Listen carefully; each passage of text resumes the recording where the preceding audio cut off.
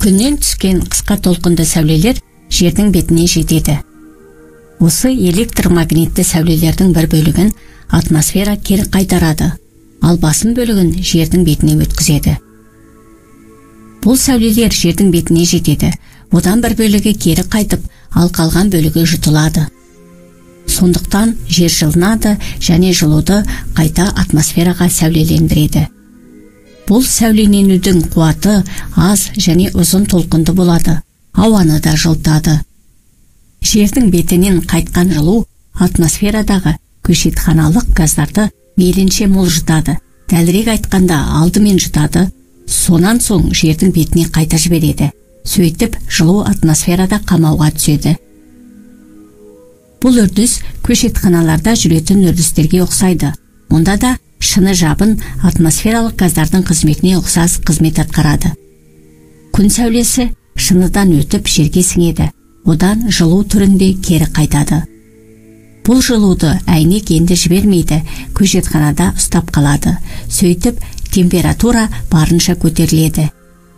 Көшетханалық әсер құбылысынсыз жердегі ауа температурасы 35 Цельсийге төмендеген болар еді. Су буы, көмір қышқыл газы, метан немесе азот диоксиді секілді көшетханалық әсерге жауапты газдардың көпшілігі әлбетте атмосферада бар. Соңғы 100 жылда атмосферада кездеспейтін газдар пайда болып, олардың тығыздығы да арта түсті. Үлкен көлемді көмір қышқыл газы, мұнай, табиғи газ және көмір жанған кезде пайда болады. Сондай-ақ электр станциялары және өнеркәсіп орындары жұмыс істегенде және көлік жүргенде бөлінеді. Көмір қышқыл газының тығыздығы ормандарды құртудың әсерінен де көбеюде. Себебі өсімдік көмір қышқыл газын азайтады. Жасанды газдар негізінен өнеркәсіп үдерістерінде пайда болады. Еріткіш, көпірткіш, май ыдыратқыш, оқшаулағыш заттар түрінде. Метан әртүрлі ауыл шаруашылығы жұмыстары кезінде, мәселен күріш өсіру немесе мал өсіруде шіріген заттардан шығады. Сондай-ақ қалдықтар мен кір суларды тазартқанда да метан бөлінеді.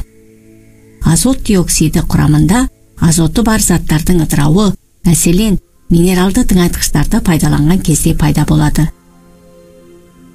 Кейбір зерттеушілер қазіргі климаттық өзгерістер, яғни ауа райының жылынуы мен көшетханалық газдардың тығыздығы мейлінше артуы арасында тығыз байланыс бар.